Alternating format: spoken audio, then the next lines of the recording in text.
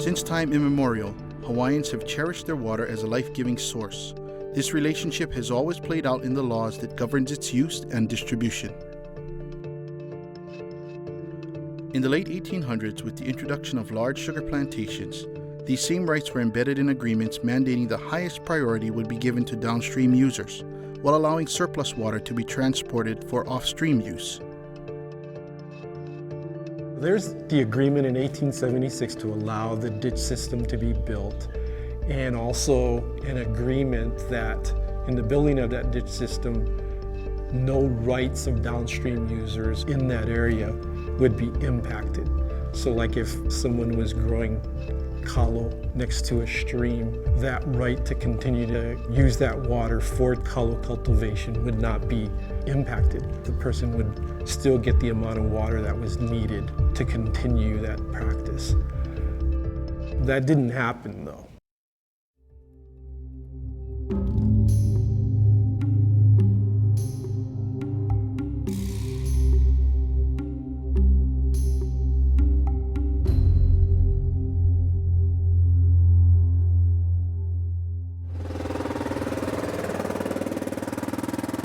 They're affecting my way of life, yeah, by diverting all the water. And that's our sovereign rights. The taro farmer and the taro has the rights to the water first before anybody else. Do we have rights or don't we? This is considered the largest contested water case in the history of Hawaii, up against an existing sugar company. Think about it, people. Who overthrew our government? The sugar planters and businessmen. These are the same people we are dealing with. Same corporation, same owner, family owners. Our resources, not yours. Politics and economics, they control everything. They all corrupt, they all for the money, yeah? We're here just trying to make a living. For decades, the rights guaranteed downstream users in East Maui have been violated by the continued dewatering of more than 100 streams. The waters brought to central Maui by EMI to water the sugarcane fields of HCNS averages 164 million gallons a day and can be as much as 450 million gallons a day during rainy periods. By comparison, all of Oahu consumes an average of 160 million gallons a day. So the state has allowed HCNS to use as much as the entire island of Oahu uses, where 80% of the state's population lives, leaving East Maui residents with miles of dead streams. Right now we are sitting in Honolulu River, which you can see is dry, wet from the raindrops.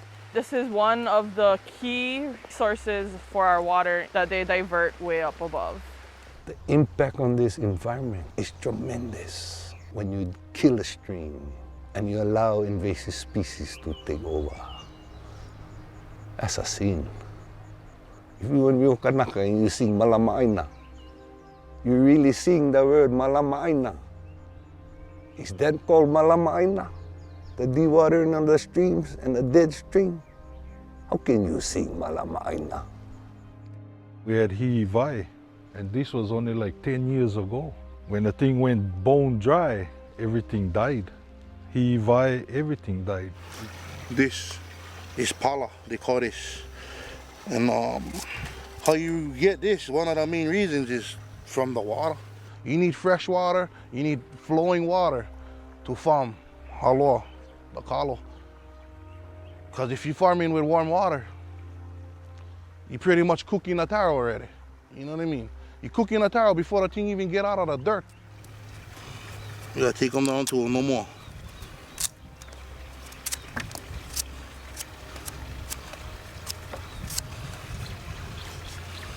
And this is the outcome. This is all I get left. Go make poi with. Crazy.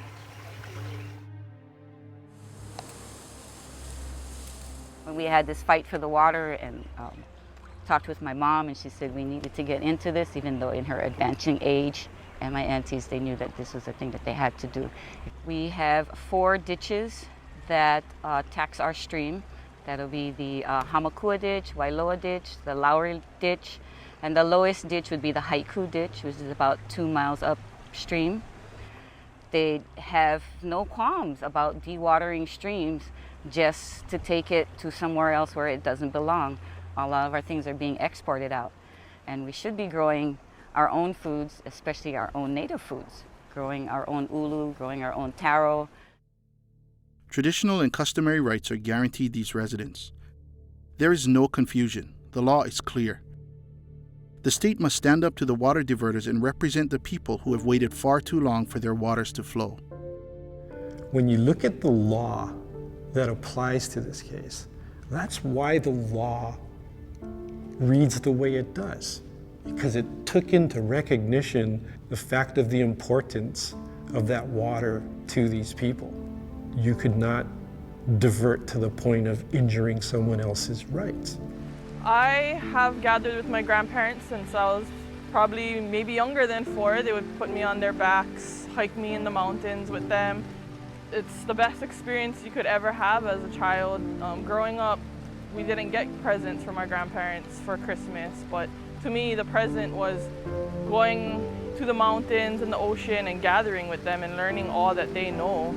If the water was restored, flowing freely, we could be catching opai, oopu, hihivai, and then down by the ocean, you could throw your nets, the moi will be breeding there, all kinds of fish, aholes.